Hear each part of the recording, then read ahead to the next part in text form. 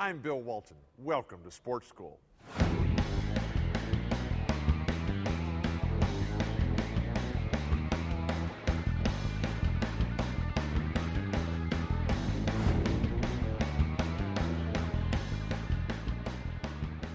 Now, to practice these tipping drills by yourself, because this is the greatest part of basketball. It's the only game there is that allows you to have fun playing by yourself.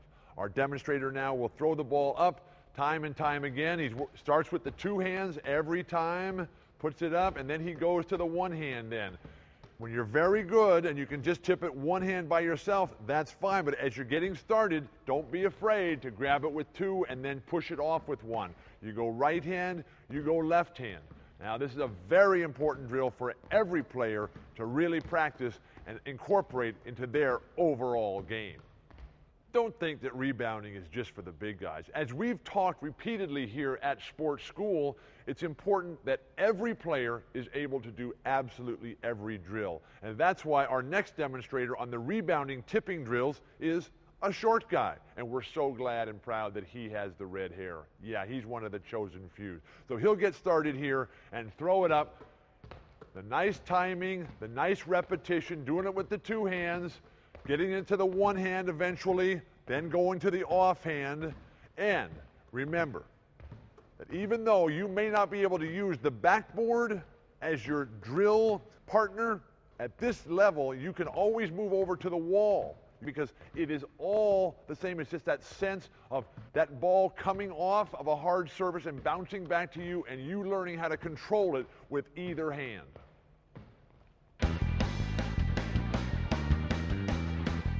More practice tips and techniques, this time in a group setting on your rebounding. As the line of demonstrators gets going, we first put it up with two hands all the time, keeping that ball up in front of you so that you're putting it into the same spot every single time. This allows you to work on your timing, on your quickness, on your hand-eye coordination. After you go through the line a couple times with two hands, then you start putting it up with just the right hand.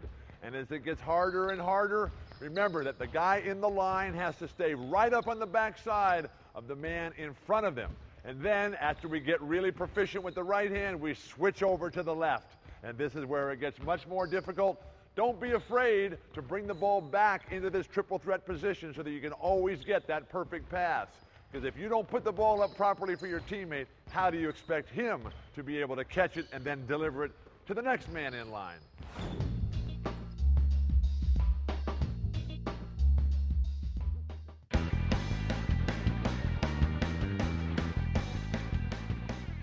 Now we move into the advanced stages of rebounding in a team drill here that's called anti-over. And as our expert demonstrators will show you, as that ball is put into play, it incorporates all aspects of basketball. The movement, the passing, the conditioning, the physical fitness level. And the whole time that ball is being passed from one side of the basket to the other, think that your target is the corner of the square on the opposite side.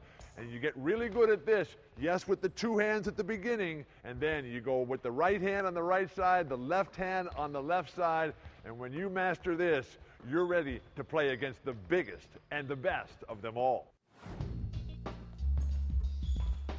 Whenever you're practicing basketball, always incorporate every single aspect of every part of the game.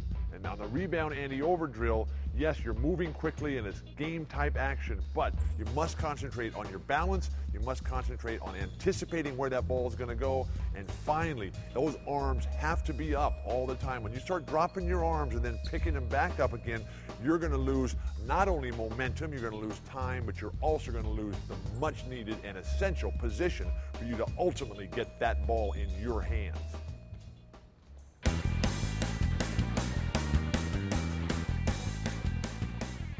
The best way to practice is with your friends. You're out here playing ball, having a good time. How do you get the ball in rebounding? You let your buddy shoot and you work on your timing. And that shot is going up time and time again. And as the player, the rebounder, is moving on to the ball every single time, remember that you have to watch the ball. It does you no good whatsoever to watch the basket. The basket's not going anywhere. The floor's not going anywhere. What you need to do is watch the players and that ball. So when the ball is being shot, you're watching the arc of it. You're watching the trajectory. You're watching the spin. You're watching how hard he's pushed that ball. And then you're making a calculated guess as to where that ball is going to go. Those guesses become a lot more accurate when you do this for a lifetime.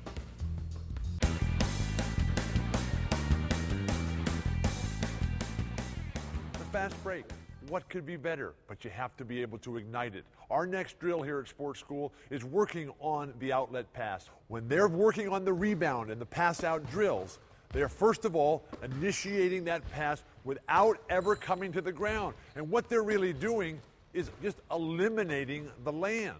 As opposed to landing and then throwing the pass, they're just pushing it out. Remember though, the push comes from the elbow, not from the shoulder. You bring the ball in, and then the push out from the elbow will allow you to do that, obviously on the appropriate side of the court. Then, after you master that aspect, what happens next is you have to be able to rotate the body. Make the turn on the jump. Don't think you're going to be able to get into the air and then twist your body once you're already up there. That twist and turn is going to be on the way up. So as you're going up, you turn a little bit, you grab the ball, and then you're in a position to outlet the ball before you ever touch the ground. And your team is off to the championship while the other team is finally just coming down to the ground and saying, where did they go?